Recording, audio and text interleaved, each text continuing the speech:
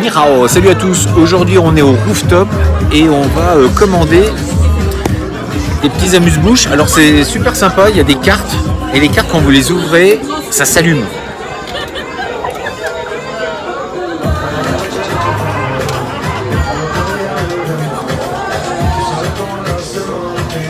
La classe.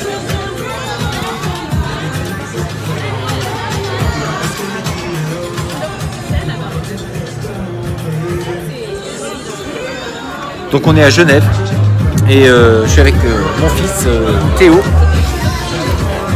pour une petite soirée sympa.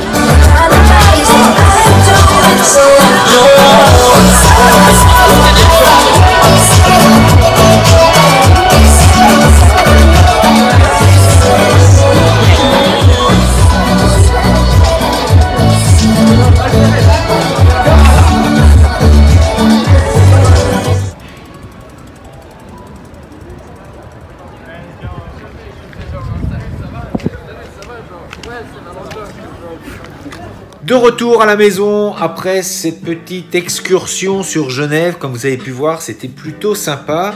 Et comme j'étais avec mon fils, je voulais faire une vidéo un peu plus longue. Mais le fait de faire cette vidéo m'aurait un petit peu pris du temps avec lui. Et c'est là-dessus que j'aimerais discuter un petit peu. C'est de prendre le temps de faire les choses quand on est avec les gens qui nous semblent importants.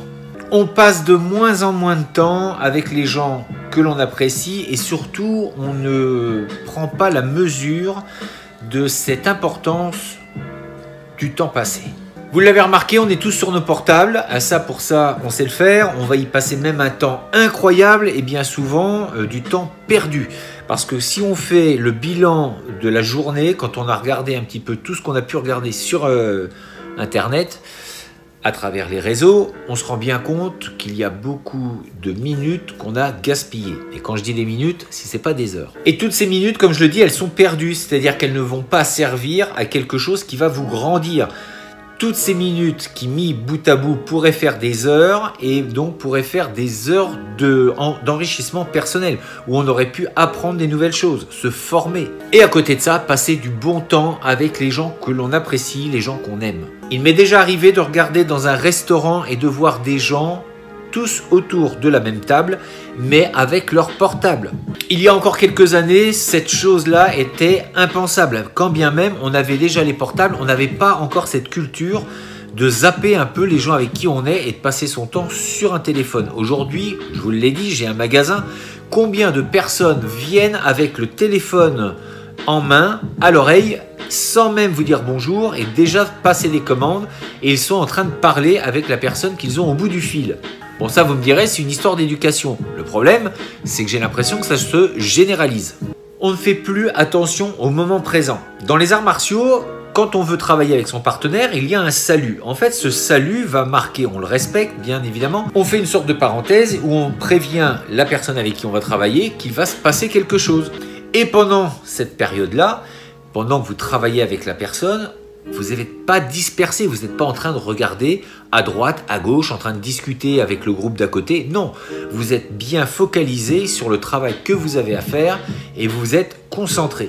Il en va de même dans les relations que l'on peut avoir avec les gens. Quand on passe du temps avec les gens, il serait bien et bon de passer du temps complètement et exclusivement avec ces gens-là et de ne pas être zappé à cause de votre téléphone et de commencer à regarder les nouvelles, voir les notifications, est-ce que vous avez reçu un appel, bref, tout ce qu'il faut pour détériorer la soirée que vous aviez prévue. En plus, pour l'autre, ça peut passer vraiment pour un manque de considération. Vous imaginez bien que quand la personne vous parle et qu'elle vous voit en train de regarder votre téléphone, ça la fout un peu mal quand même. Alors je parle même pas pour un rendez-vous galant.